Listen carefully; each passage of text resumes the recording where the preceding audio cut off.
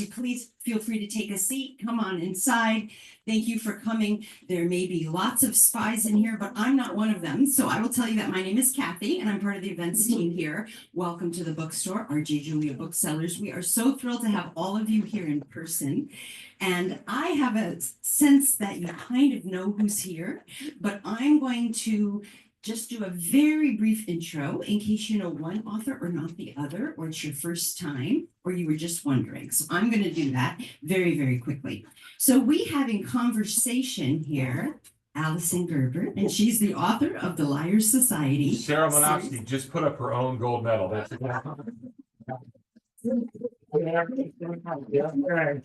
Oh, and Christina Sutorva. Darn no, I was robbed. Christina takes the silver. Keep going. Quiet, we're in between. We're used to this, right? The author of the Liars Society series and the critically acclaimed novels Focused, Braced, and Taking Up Space. A former marketing director, Alyson earned her MFA in creative writing at the New School. She grew up here in New England and now lives in New York City with her family. And she's in conversation with James Ponti, and he's the New York Times bestselling author of 4 middle grade book series, The Sherlock Society, following a group of young detectives, City Spies, about an unlikely squad of 5 kids from around the world who form an elite MI6 spy team, the Edgar Award winning Framed series, about a pair of twins who solve mysteries in Washington, D.C., and the Dead City trilogy, about a secret society that polices the undead living beneath Manhattan. His books have appeared on more than 15 different state award lists, and he is the founder of a writers group known as the Renegades of Middle Grade. He lives with his family in Orlando, Florida. For those of you who have cell phones, let's quiet those, and we'll be ready to have this discussion. And you can buy the books here and on the other side, and there will be a signing following. So please help me welcome James Ponti and Alyson Gerber. I don't want to blame the intern, but it's 45 state lists, not 15. For the record. I don't know where that typo came. Maybe it came from me, but normally when it's positive in my direction, I don't make mistakes. I don't know if that's good. You have your mic? I do. I have my mic. I'm gonna go first. Is that right? You're gonna go first. Okay. Go first. It's your party, James. I'm just gonna It's go. our party. So, what's the best part of being a kids writer? This is really the best part. The other best part is, I used to work in television, and television has a lot of negatives, a lot of positives, but one of the positives is you're part of a big team. And you're part of it, you're surrounded by people, and that's a really neat thing. And I was very worried that when I got into writing books all the time, only, that I would get lonely. Because the writing process is in itself you alone in a room with the keyboard, and there you go. And I have been delighted to find out that it's not lonely. That I have great people I work with, have great people in the book world that we get to meet, and I have an amazing group of friends who are writers, and one of them is Alyson. Alyson is a dear friend of mine. I made her drive from New York to come here, and she's really special. The other writers are like my brothers and sisters, and so she's like my little sister who obviously got all the clothing genes in the family, fashion sense in the family. But I just want to thank you first for coming here and asking such sweet questions, and nothing that will embarrass me. Now you make up. So one of the things that we have in common is that we're gonna be I didn't know honest. you were marketing, by the way. How did that? Yeah, you I don't think I knew that. It's like bottom of the barrel. Okay, You know? all right, go on. So one of the things we share is that we weren't early readers. We were struggling readers, reluctant readers, however you want to call it. We read like Illiterate. both of us were illiterate. My childhood librarian is actually here tonight. She's right there. Where? She's like probably gonna be like. Hello. Did you dress well growing up, though? Oh my gosh. Yeah. Fine. Oh, that's fake, though. So how did you get here? Like, how did you get to be this author? Well, Something about it. Tell us a story about it, James. wow, that's an open-ended question. No, we really want to know. I always struggled at reading, but I always loved writing. I wrote my first joke my first poem joke was in like 3rd or 4th grade. was about the presidents, 2 James M's in a row, first one Madison, second Monroe. And like I loved writing like things like that, which are now called motherisms. If you read the books, then you know what a motherism is. I was always doing this. So I always loved writing. I was just a slow reader, and I thought that meant it wasn't for me. I would just read each word in my head, kind of plodding through. And so I love movies. And so I went to film school and I got a degree in screenwriting, and I started working as a children's television writer. And so I was writing for the same people, but I was writing TV shows, not books. And just along the way, I finally started reading, and I thought I would really love to write books. And I worked on a show at Nickelodeon. There was a book series based on the show, and I got to write one of the books, and I was hooked. I'm a slow writer, and I was a slow reader, but over time got to be a bit faster, and away we went. Yeah. How about you? So I only read one book growing up. The only book I remember reading growing up is from the Mixed Up Files. This is basically Frank Wilder. It's about 2 kids who run away from Connecticut, and having been here for a while, I can understand why I would want to go from Connecticut to New York, right? That's what you did. You were moving to New York, like Claudia. And yeah, and when I'm on panels with that group we were talking about, they'll sometimes ask what was the book that turned around for you, and I'll answer Mixed Up Files, and then Stu Gibbs will say, because it's the only book he ever read, which undermines the sweetness of it. What about you? How did you get here? For me, it was the Weston game. It was the only book I ever read. Because it was a game. I always thought books were for smart people who were good at math. I don't know where I came up with that concept, but I wasn't smart and I wasn't good at math, so books weren't for me. Then I read the Weston game, and I realized a book could be a game, and it could be a puzzle. And I liked the idea of kids being better than adults, which is maybe how I started writing for kids. And the Weston game really reinforces that the kids can be the smart ones. I love writing for kids.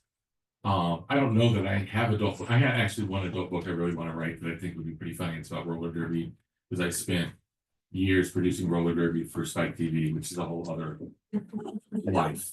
It's hard to believe the same life would have these two things. But I love the way kids read books. You know, adults read books. Oh, that's good. That's interesting about that. Kids read books. They reread books. They find mistakes. They call you up. They find you. You know, you're at the ice cream store, and it's like, I want to talk to you about the problems at the end of book 3. And I'm just getting ice cream. You know, like the sweetest thing that ever happened when I moved into my new neighborhood 5 years ago. I moved into a neighborhood, and these kids down there, including the girl who I now call to say that to ask me for help for things I can't remember.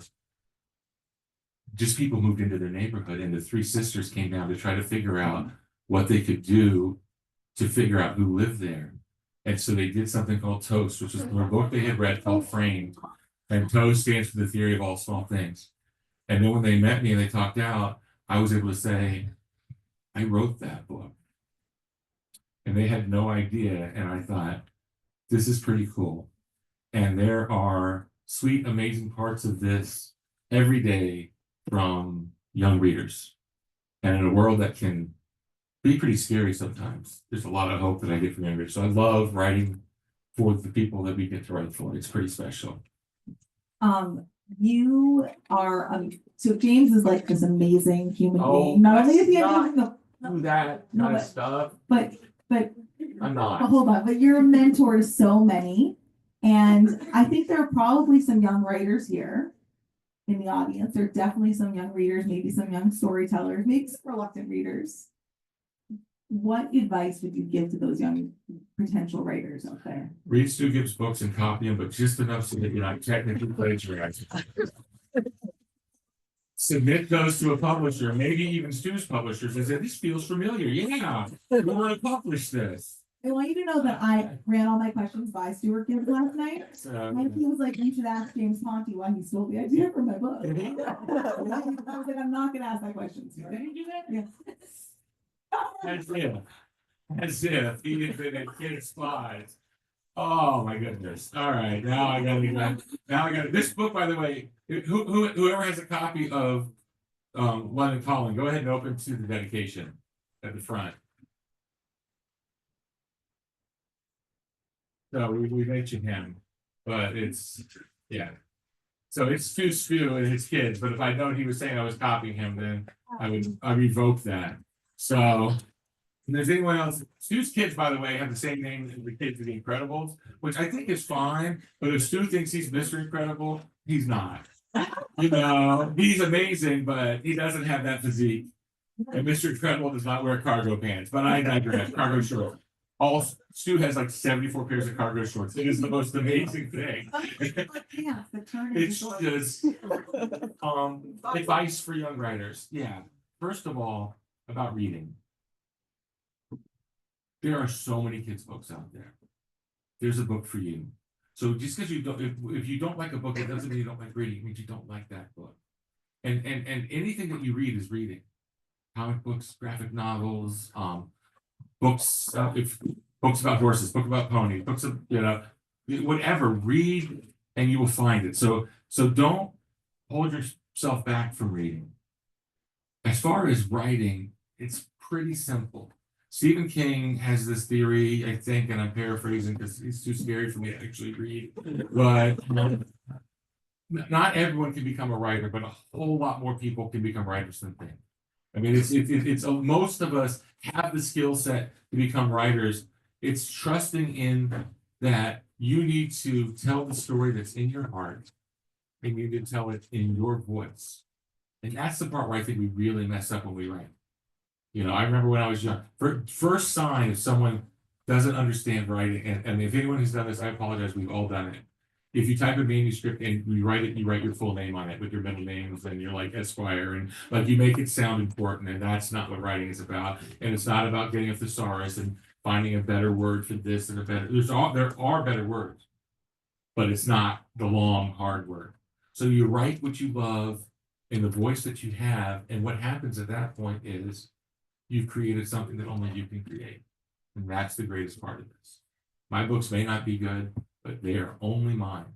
And no matter what Stu or you or anyone else says, no one else can write it. They might write better, but that book only exists from me. That's my heart and my voice. And that's a nice feeling. And now I've got 13 of them. And Stu's got 35. So on that note, so you're now writing 2 series. You're writing the Sherlock Society Yes. and City Spies at the same time, ongoing. Lots of City Spies. And right hand. So only you can write those books. It's a lot of work, but how do you go back and forth between writing from those 2 different worlds, 2 different ensembles? It's easier than you would think. Okay. So has anyone here read Sherlock Society at all? Or we have any Sherlock readers? Okay. So the Sherlock Society is about 4 kids in Miami, and the grandfather to 2 of them. And they're solving mysteries around Miami, and they solve mysteries that like cold cases. The grandpa used to be a reporter, an investigative journalist for the Miami Herald. So he has this storage unit filled with old stories and interviews and stuff, and they use that. I didn't figure this out until I was talking to Wendy Nash yesterday. Wendy is another writer, and I was doing the conversation with her last night. The City Spies try to stop things, and the Sherlock Society tries to figure out what happened. So from their core, they are different. The Sherlock Society is not trying to stop anything. They want to know what happened. The City Spies are trying to keep something bad from happening. The City Spies are dealing with problems that affect large groups, cities, countries, beyond. The Sherlock Society is dealing only with things about South Florida, the Keys, Everglades, and that area. Sherlock Society is told in first person, narrated by one of the characters, and the City Spies is told in third person, jumping around with the characters. So those basic, even though both have adventure, both have groups of kids, both have my voice to a degree, my sense of humor, those basic differences make them very separate in my head. And so it is, you know, I in some bizarre fluke of injustice, I was at a dinner where people could buy a table and sit with an author. And the 3 authors were me, John Grisham, and David Baldacci. And I told the organizers that you cannot do this to me.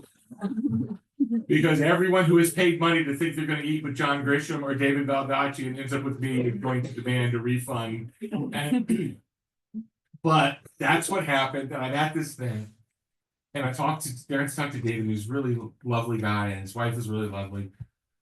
And he has like 3 or 4 series that he writes. Memory Man, Camel Club. There's like, I don't know them. My wife reads them.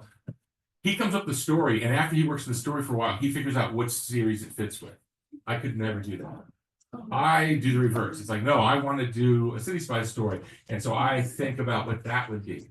And I'm always, so 2 weeks ago, in 1 week, I worked on 4 books. So I did going over all the stuff for this book to make sure I was ready to come on the road, rereading parts, doing the presentations for the school. I was writing City Spies 7. I was doing the final notes on Sherlock Society 2.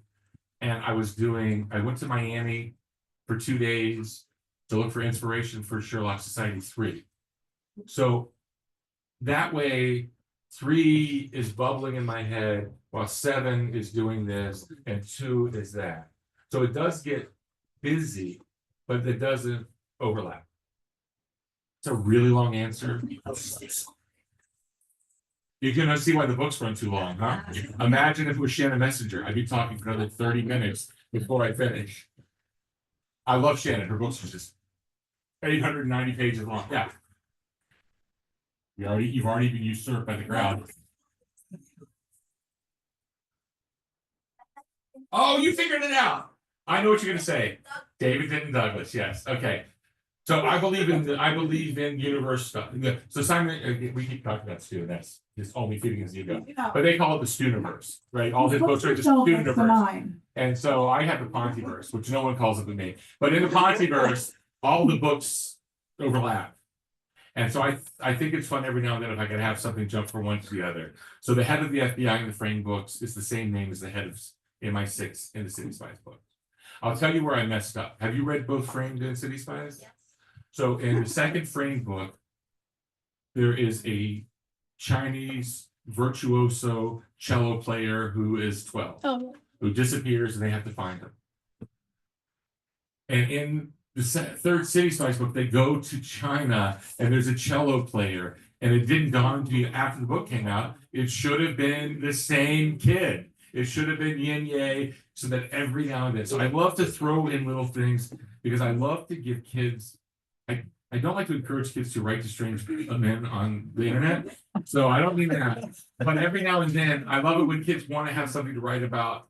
And one of the things is that. Another one in number 3, when they go to Russia and China, Sydney goes undercover for an online teen website called, does anyone know what it's called? All roads lead to Audrey. Amazing. All roads lead to Audrey because Audrey Hepburn is everyone's ultimate role model. So I made that up for the thing and I thought, well, gee, if I made that up, I should own that website.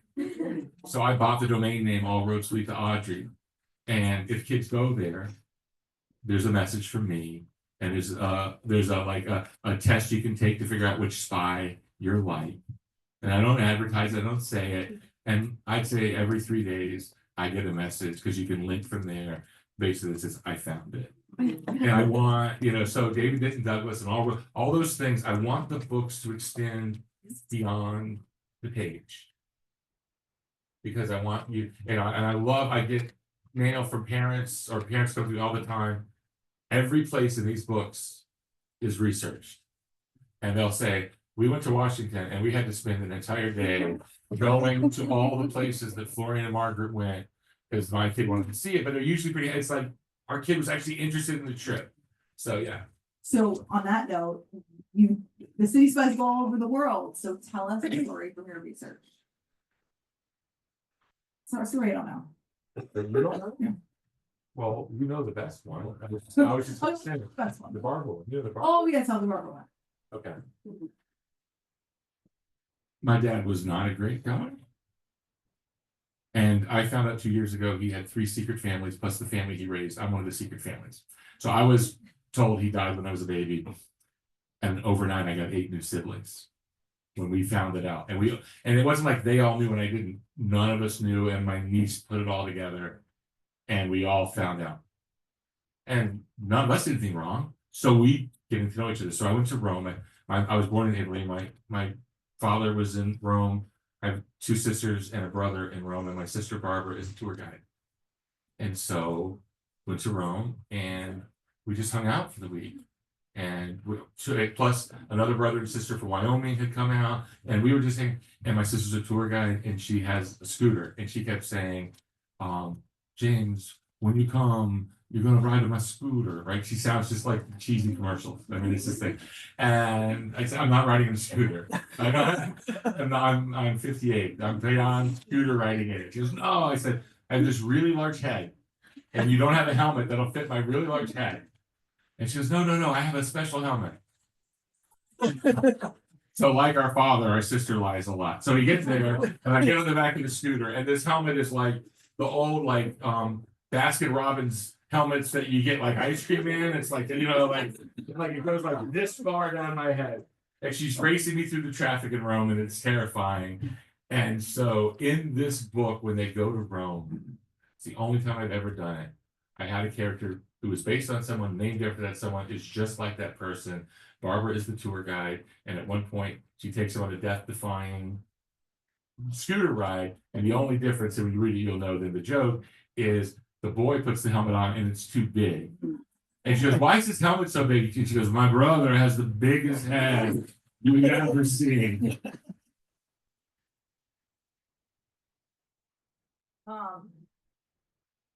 As far as research, the cool research things I've gotten to do, just last Sunday I had lunch with the former director of the CIA talking spies. I took a spy tour of London. I wrote to his travel agent, and she did all the research, and she took us to all the cool spy spots. For Sherlock Society begins with a yacht explosion in Biscayne Bay and a rescue by the Marine Patrol. So I went down there and I just asked the Marine Patrol if I could see the office, because I thought the Marine Patrol office has to look different than every police station we've ever seen on television, because there's dive gear, right? And it does. It looks like a dive shop with handcuffs and guns. It's like this really funny kind of thing. But I was with my friend Christina Gonzalez, who's also a writer, also a friend of ours, and they said, well, we're going out on the boat. I'm like, oh, no, we got the SWAT boat. We are going out. And so we're racing out in this boat. So this is all research. And I'm having fun. I'm researching. And I said, I know this sounds silly, but the way the story works in the book, it starts with the yacht explosion on Biscayne Bay. And the guy goes, oh, that happens all the time. I'm like, what? Oh, yachts blow up all the time. And they goes, yeah, Ricky Martin's yacht just blew up a couple weeks ago. I'm like, what? And he goes, you want to see some wreckage? There's yacht wreckage. Yeah, I'm like, there's yacht wreckage just flying around. And one of the guys in the boat, actually, his job is to call people and tell them how much it's going to cost if they don't move their yacht wreck. And so he took me by all this sunken stuff, right? And so now it's like, okay, now we're reeling. Rebecca gets this. She's from South Florida, And so then Christina goes, and the grandfather's kind of eccentric. So what happens with the grandfather is he doesn't want to be rescued by the police. So he tries to outswim the boat. And the guy goes, happens all the time. And I said, what happens? He goes, they just swim. We just putter alongside till they give up. I said, that's what my book does. He goes, you got it. And I found out there's no crime in Miami that sounds ridiculous. I can have anything happen, and the official police response is, happens all the time. So that was probably my most fun research. And because I'm in television, TV, I research like I shot documentaries. So like when I went to the Edinburgh Railroad Station for book 1, I didn't just look at it and take pictures. I imagined if I was filming a movie, where would I put the camera? And then I shoot that with, so I can look at it like a movie in my head, so that when I go to write it, I can do those things. So when I went to Miami for Sherlock Society, I have this fear of, we know what we know, and so we write it, and all of a sudden, every girl in middle school has a ponytail, because the girls I knew in middle school had ponytails. You don't want to do that, or every house is like your house. So I found a realtor. And I said, I described the characters, how much money they had, how long they'd lived in Miami, when they would have bought the house. And she found houses for me all over South Florida. And I spent a day like I was buying a house until I want to go, yeah, that's where the Sherlocks live. Yeah, that's the apartment. And so that kind of research, it's like I'm scouting locations for a movie or TV show, and it just helps me think. Is that what Stu would have said too? No, that's the best. Okay. When you started, you've always done research like this, you always went to the places. What about, Always tried, yeah. what about when you can't go to the places? Okay, so then you try to find, there are tiers and levels of research. So you can go online and it's amazing. If I want to do like, for instance, one thing I didn't check on Sherlock was at what point when you take the causeway from Miami to Miami Beach, you actually see Miami Beach. And I just typed it in, and there's like 12 videos that show exactly that. So you can type a specific thing. I'm running down this street. I want to know, walk down this street from here to there, and someone, for City Spies 7, you're really finding the dirt. This is that future stuff. There's a thing, and it involves they have to figure out which one of 7 train stations in Paris something's going to happen at. So there's 7 major train stations. I went to Paris in November and I did a lot of research. You could type in any train station and you could look for videos and you could find 45-minute videos where people have gone everywhere. So there's that level. There's books, because there's researching like spy stuff. For all the heists, I read books. I've read about like probably 40 different heists, famous heists through history, why they work, why the people get caught. I try though to find people who live in the places.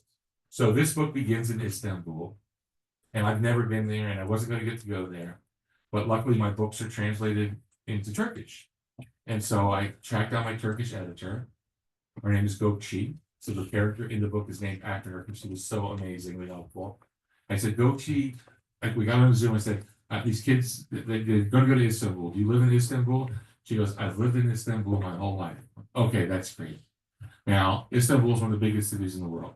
But I said, they go to Galatasaray High School. She goes, that's where I went to high school. I'm like, oh, unbelievable that I would randomly pick a high school and it's the high school. Now it's the best high school. It's the Andover or the whatever of Turkey, but she went there.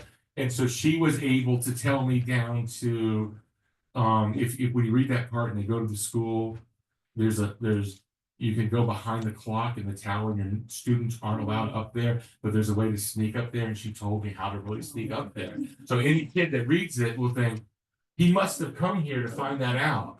Like, I think the faculty doesn't even know that you can do it, what I wrote about. So it's really kind of neat that way. So yeah, you try to find that. There's a really good lesson in that too, for anyone here who's like listening, and it's a really good lesson in like using all your resources. And when you think you might be stuck, like, oh, I can't get to Istanbul, I'm not gonna be able to do that. Well, what can I do? What are the different people that I can reach out to?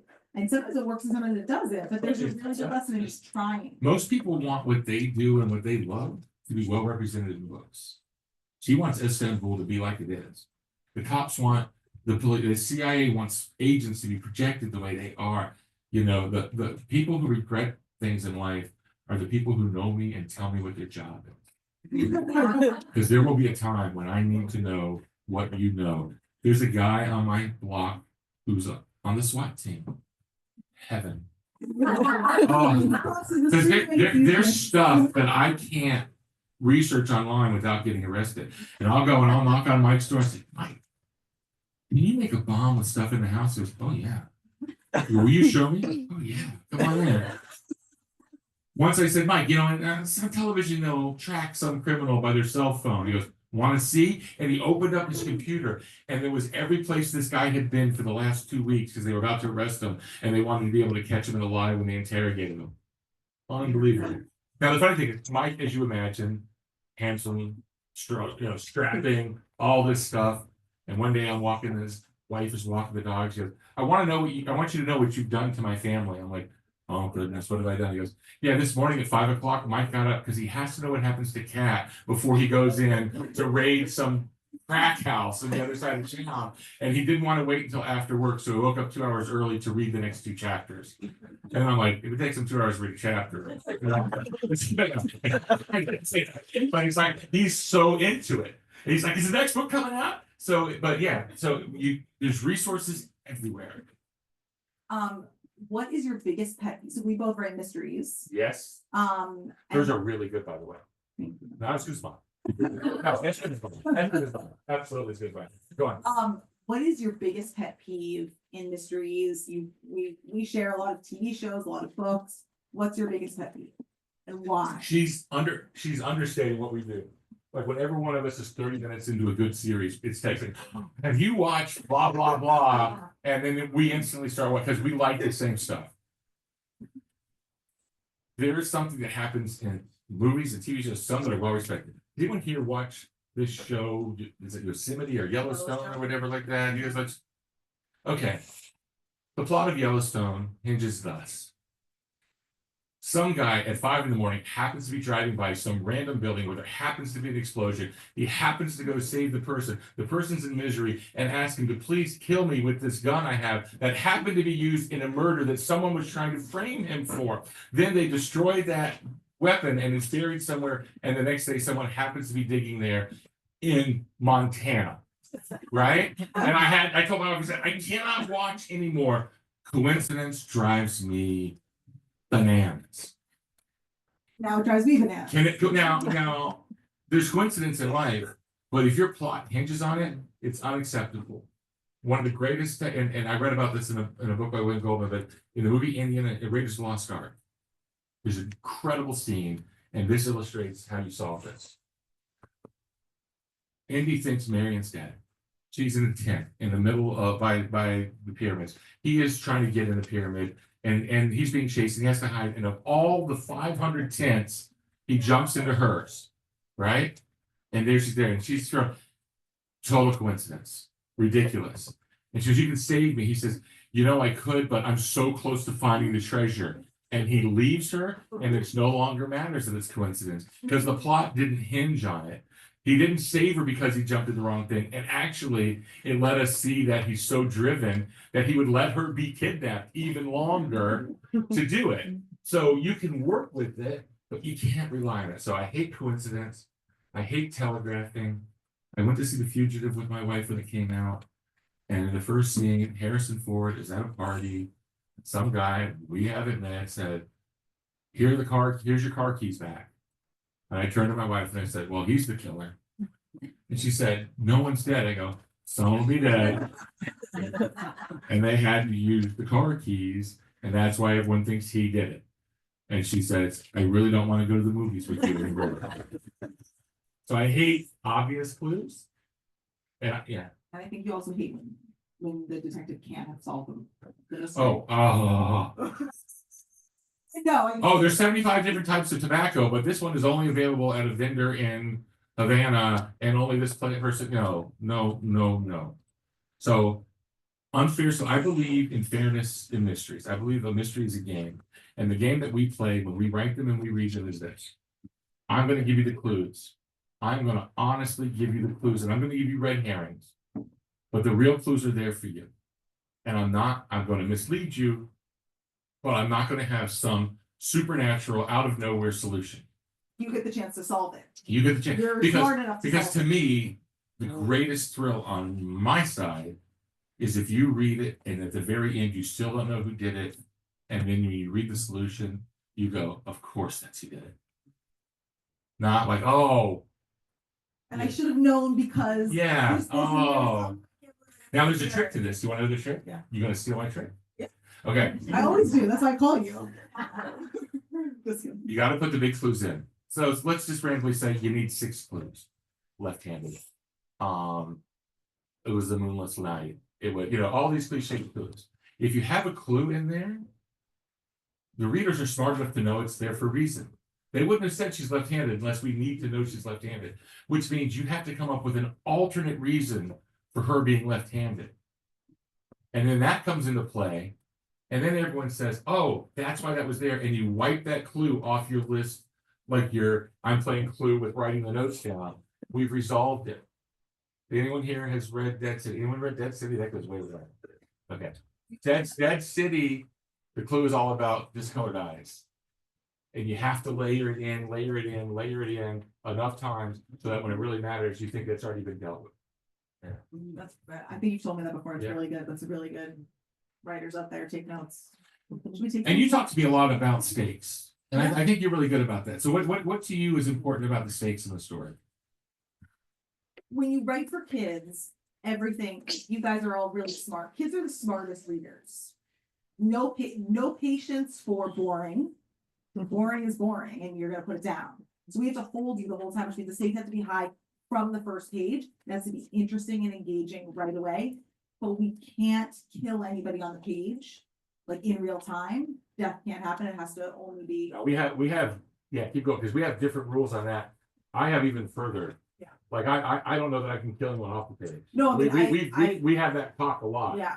Yeah. So because you're sort of eliminating that as stakes, you can have it looming and the fear, but you can't have actual death, which is the greatest stake of all. So you have to create other stakes. You have to give the characters real things to want and need, and if they don't get them, really bad things have to happen. And you have to keep your readers going and going and going and wanting more every step of the way. Yeah, I think that's a real important thing. I also think that, oh, I just lost it. I had something really relevant. Stakes, this, that. Yeah. What's that? You said you. So I worked at Nickelodeon and Disney Channel where rules were legitimate rules. You couldn't do this, you can't do, and they were sometimes infuriating. Like, you can't, like when I worked for the Mickey Mouse Club, you can't make fun of teachers and you can't make fun of parents, and I believe in both of those. But I would point out, that's 98% of a kid's life. And humor is about making fun of something. So you've just eliminated 98% of their life, because I'm not gonna have them make fun of each other. Right, so like for me, the rules that I, we sold the movie rights to Spies. I don't know if it ever become a movie, but we sold the rights. And I only had one stipulation in the contract. And I was just insistent on it. It was a deal breaker. And it was in the contract, it had to be written that no one under 18 could ever hold a weapon. No one could hold a gun of any kind, firearm of any kind. You could hold like a racket, like a tennis racket and hit someone. You could hold, but you couldn't hold a weapon. So, City Spice 2, there's someone has died and we don't know if it's a murder or not. So there's sometimes people will die in my books. But this is the hardest part about writing kids' mysteries. I would say over 99% of adult mystery books are the solution of a murder. Right? That's the whole thing. Dead body in scene one. We joke, my editor and I both are encyclopedias of Law and Order, right? And so it's like, those maids are talking as they walk down the hall. It's like they're gonna open the door. There's a dead body in there. They're always gonna stumble across it. Or sometimes there'll be someone saying, "Hey, what's that? Hey, don't go look at it." Oh, this, and then it's Briscoe, and he's like making some joke about dead bodies, right? We don't get to do that. So it's funny, the most basic element of all the mysteries for adults are out of us. And you don't want to, I did the mystery show for Nickelodeon, and we used to joke, it's like, my goodness, Cocoa Beach is a lot of jewel thieves. It's like, you can steal jewel. So you're trying to find something big enough to matter, but not be violent, not be death. And I would argue that's why our books are better. Because Well, I bet that's the hard part. That I feel good when we do that. Because I bet a lot of people who write that becomes the crutch. Oh, the dead bodies, how do they kill? It's like, we don't have that. Yeah. All right. We have questions out there? Yes. Uh-oh. If it's a problem, just tell the woman behind you. Okay.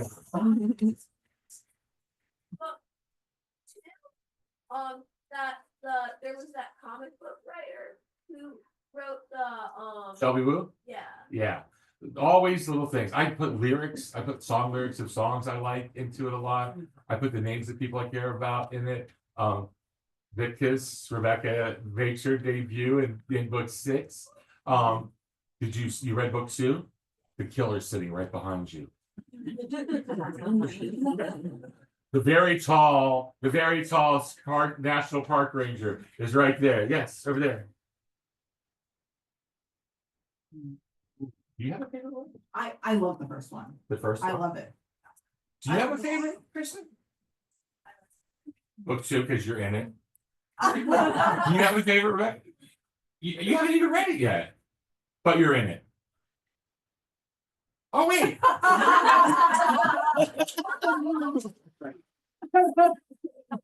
You thought you read? So about that. Okay, I'm just going to throw this out there because you've done it a couple times. I've had other lesser copy editors in my life. I really appreciate you finding all the mistakes. Every now and then oh, this is nice, wouldn't kill you. It wouldn't kill you to occasionally point out, oh, but at the end of one of the books, when she wrote, this was fun. And I'm like walking around like, yeah, this was fun. Yeah. So yeah, there you go. I'm sorry, what's the question? What's your favorite book? Oh, favorite book. Oh. I don't have favorite books because to me, it's all one really long book. I know that sounds weird, but it really feels, even like from series to series, that all feels interconnected. But the book that made the most special kind of in-house, in-family things is City Spies 1. Yeah. In the back over there.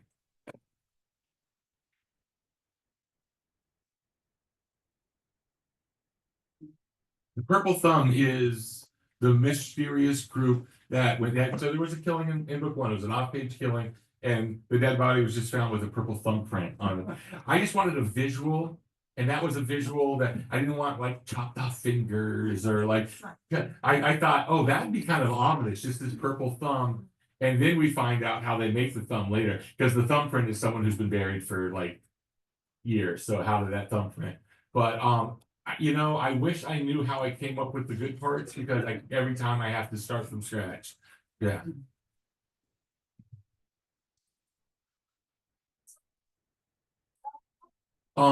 I visited 7 schools this week, and I'm done with school. I'm visiting 6 schools in Texas next month, and then I'm not visiting schools anymore. So like I'm not doing school visits next year. That's why you get Chill Out Society and. Yes, except on book tours. So I get to do stuff like this, but it's just it actually takes a lot out of me sometimes to hit the road. My wife is the one who keeps me nice, and when I'm away from her for long periods, I get grumpy and I get difficult. And so if I go away, but I'll come to your school anytime you want. You can just write to me, or we can figure it out. Because she went to your school today, right? Was that? Yeah. And were you there last year when I went? My first year. Okay, I thought you just maybe didn't remember me, and I was gonna be hurt about that. Yeah, she does this interesting thing where she wears her jacket just on one side of her body. It's really pretty fascinating. But go back. Karen, was like my book is read. Who's my favorite city spy? Okay. I really don't want one for a reason, which is I worry that the books would become unbalanced. The reason the books are so long, and to me they're long, they're not Sharon Messenger long, but they're longer than I do, is all 6 characters get a full story in each book. And I do that because I know that every one of those characters has some kids who that's their favorite. And if you wait a year for the book to come out and you love Cat and there's no Cat storyline, then you send angry mail. All right. So what I did when I made the characters is I took my 5 biggest problems when I was in middle school, and I gave each problem to one of the kids, so that each of them would really be working out one thing that mattered to me, and I would care about them equally. That said, when we do copy editing, when we do other editing, we write little notes in the side. And I think it was the last book I wrote on the side to my editor. I said, I know we're not supposed to have favorites, but ... And it was around Cat. Because Cat is probably the one who's the most like me. And Cat is the funniest. And I think that surprises me, because as Cat started, she seemed the least likely to be funny. But there is a joke in the next book. It is my favorite joke I've ever written, and no one will laugh at it. But I will tell you now. So they are trying to find out this mystery, and the mystery involves trying to figure out the first of 12. They don't know 12 what, but something is hidden with the first of 12 things. So Monty makes a list. She makes a list of 12 different things that come in 12s. 12 eggs, 12 donuts, 12 signs of the zodiac, 12 months of the year, 12, etc. So she makes a list of a dozen, 12. And Cat goes, a dozen dozens. That's gross.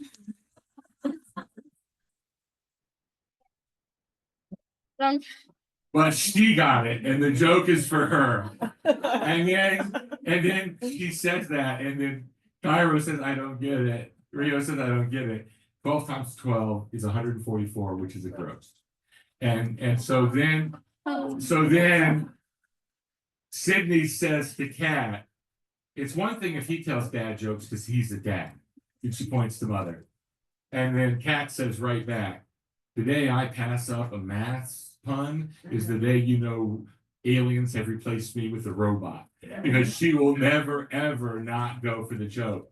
And that's how I feel. So if I had to pick one, I would say Kat. Who do you think? Brooklyn. All right, who, if your favorite's Brooklyn, raise your hand. If your favorite's Paris, raise your hand. If your favorite's Rio, raise your hand. Your hand's got up multiple times. If your favorite is Sydney, raise your hand. Brooklyn, raise your hand. And Kat. Cairo. No one's got Cairo yet. Oh, where we got a couple Cairo. All right, there we go. I had a kid come up to me the other day in Philadelphia. And I asked her who her favorite character was. And she started crying. She has a crush on Rio. Rio is the avatar on all her social media. She has drawings of Rio that she showed me. Her friends go, she's obsessed with you. And I'm like, okay, I didn't know that would be for anyone. But that's why I can't have a book where Rio doesn't have a meaningful storyline, because that girl will hunt me down. There is no doubt. There is no doubt. Question over here? How did you come up with Okay, and then last question, make it good. No, how did you come up with the names like Mother and Clementine? how did I come up with the names Mother Clementine? Okay, I'll run through the names for you. So when I was in 1989, so decades before you were born, I went to the movies with my mom, and the movie was called The Dead Poets Society. And the movie is set in either the late 50s, early 60s, I'm never quite sure, but it's set at a boarding school in New England. And every boy has the same haircut. And every boy wears an identical uniform. And none of them were actors that were known at the time. And halfway through the movie, my mom turned to me and said, I can't tell them apart. I don't know who is who. And it struck me as what a frustrating thing to be in a movie, to be in a book, and not be able to easily track the characters. So that's why the characters are named after cities. I decided I will use your pre-existing knowledge to help me along. Because the second you read Paris, you know who's the one from France, because you already know Paris is from France. And you know that Sydney's from Australia. So I made a list of 120 cities that also could, because you don't want Bridgeport, right? Yo, Bridgeport, come over here. Sure thing, Stanford. Oh, hey, no way, didn't keep up, right? So then you're borderline the outsiders with Soda Pop and Pony Boy and all like that. So I made a list of 120 cities that I thought could also be character names. And I wanted one from each continent.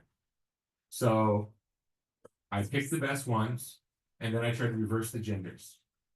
So I knew Sydney's going to go up by the beach, so Sydney's going to be my athletic one, so I'm going to make that a girl named Sydney instead of a boy named Sydney, because I've already read a lot of books where the jock is the boy. And I'm going to make the nerdy genius guy the boy from Paris, and and on and on. So I do that. So that's where the kids' names came from. Mother's name. So, like I said earlier, I didn't know my father growing up. I was raised by my mom, and my mom was my hero. And so mother's the hero, and mother's the father. So he named after my hero and my father. So I named him Mother after my mom. Clementine is my agent in London, and I just love her name. She goes by Clemmy. Oh, that's good. So a lot of them are people I know. Sometimes it's just a name that sounds right. Like my favorite name that's just made up is the Frame Books Florian Bates. And I love Florian's name because you don't know another Florian, right? And Florian Bates, but the way a name sounds is super important to me. Florian Bates, Lucy Mays. You want the up and down, the up and down. And then we find out Mother's real name. It's Stuart's son, Dashiell Gibbs. And this is my favorite ever note, and it wasn't her, so I can say this. Mother says where he grew up.